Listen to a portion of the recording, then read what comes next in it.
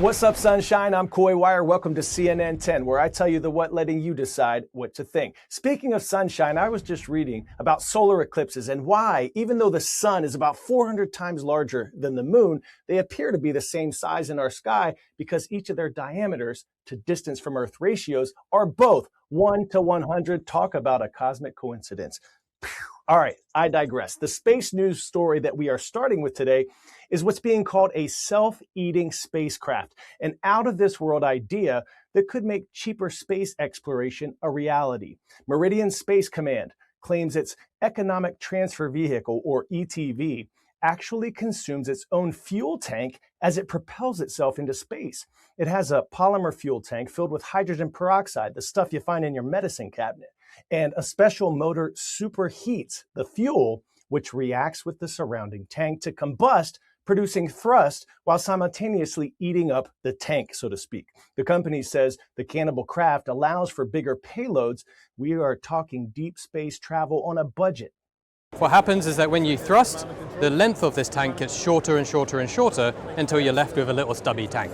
So you can start sending small payloads to really high energy locations in the inner solar system, to the moon, beyond. Now, the concept is still in its preliminary stage, but the company hopes it will enable smaller startups to explore space for a fraction of the cost, while also reducing the amount of space debris orbiting around the Earth.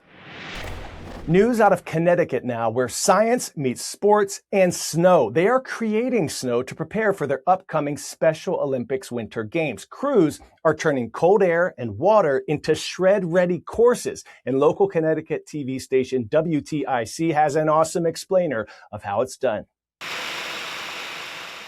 We started yesterday at about 8 o'clock. I'm running 5 guns. I got an electric air compressor. I got the water from the fire hydrant. We mix them together in the guns and make snow when it's cold like it is today. The Connecticut Special Olympics Winter Games need snow, piles of it. There's a lot of effort that goes into it, months of planning beforehand. All the pipes need to be connected, they need to be brought in, compressors need to be brought in, and as you can see right now, 5 snow guns, they are blaring away, making large piles of snow. Andy Collette is the company's resident snowman, making snowfall just in time for the games to begin for more than 20 years. I actually make more ice crystals than I do snow, like fluffy snow. Fluffy snow will melt a lot faster if we get a rainstorm. So I make big piles of almost like salt or sugar crystals. His experience has this man-made blizzard down to a science. Snow will spray from these hoses for 100 hours and requires near-perfect conditions. We just went through a January thaw for 9 days. We don't know what February is going to bring, so I will make the piles. The piles last a lot longer than flattening out the snow. I like single-digit temperatures with very low humidity are perfect for these types of snow guns. Eventually, these piles will get flattened and molded into the cross-country skiing and snowshoe events. Volunteers work the 1,200 feet of air and water pipes day and night in freezing temps to make it happen. It's a special kind of work for Connecticut's Special Olympians. In the mountains of Chile's Patagonia, a conservation effort months in the making is finally taking flight. CNN's Daniela Torres shows us how science and community come together to protect the nation's iconic species.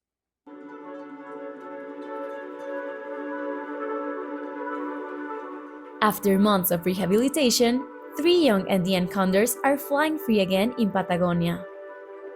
A symbol of Andean culture for millennia, the species can reach a wingspan of up to 3 meters and live more than 70 years, according to the Rewilding Chile Foundation. According to the foundation, the release took place in Patagonia National Park as part of the Manku Project, a collaborative initiative between public and private institutions dedicated to conserving the Andean condor. Carmen, born in captivity, and the rescued males Auquinco and Farellón were rehabilitated and transferred to Patagonia last October. After 3 months of acclimatization, they were finally released into their natural habitat.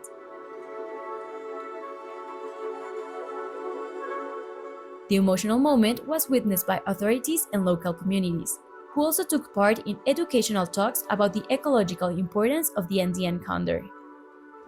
Es una experiencia súper hermosa. Me encanta. Ha sido un largo proceso en que las instituciones y las personas han puesto todo de sí Y llegar a este momento es de tremenda emoción. Vamos a comenzar un seguimiento. Each bird carries satellite and radio transmitters, allowing researchers to monitor their adaptation to the natural environment and collect key information about their movements, threats, and use of the territory. Since 2014, the Manco project has released 24 Andean condors, strengthening efforts to protect one of the Andes' most emblematic and essential species. Su rol ecológico es sumamente importante como grandes carroñeros de los ecosistemas. Conservando cóndores, estamos conservando estos ecosistemas completos. Pop quiz hot shot. Taco Bell was one of the first major chains to offer what feature nationwide? Online ordering, drive-through service, vegetarian menu, or all-day breakfast?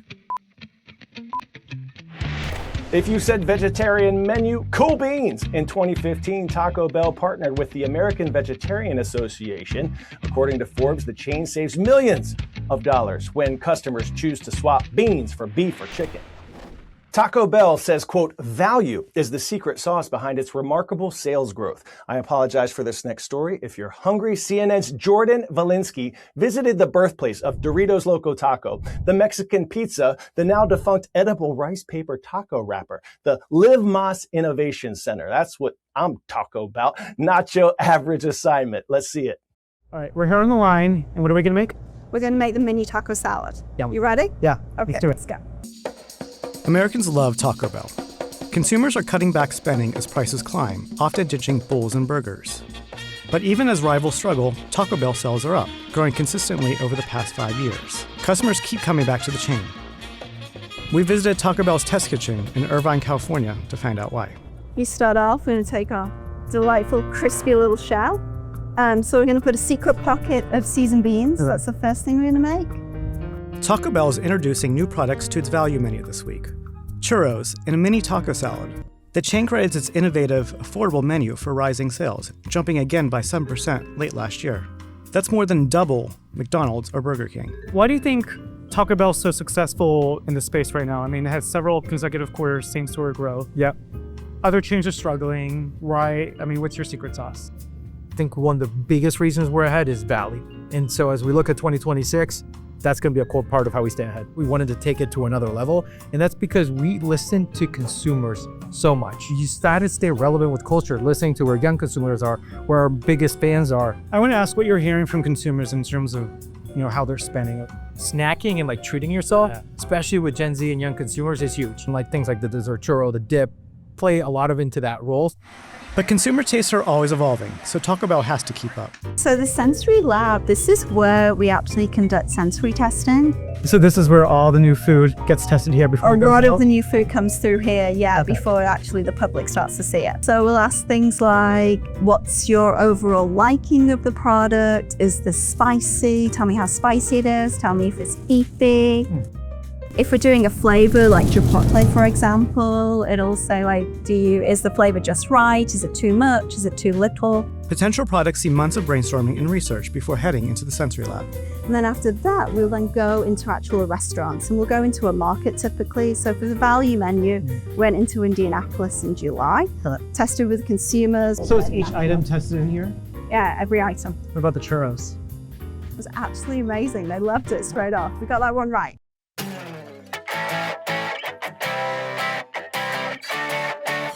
Today's story getting a 10 out of 10, a tale of a record-breaking pup that's positively massive. Meet Minnie, a Great Dane who is definitely not so mini. She's been named the tallest living female dog by Guinness World Records. When you submit to Guinness, they tell you that it may take up to 12 weeks. In Minnie's case, it took much longer. Her family started the process nearly a year ago, following strict rules to make sure every measurement was positively exact. Her height, from ground to withers, or ridge between her shoulder blades, a whopping 3 feet 2 1/4 inches. This is a measuring stick for a miniature horse. This Great Dane Minnie has a great personality, playful, gentle, and despite her size, she is convinced she's a lap dog. I have 2 shout outs for us today. Thanks to everyone who's been subscribing and commenting on our CNN 10 YouTube channel and following us at CNN 10 at Coy Wire on Instagram.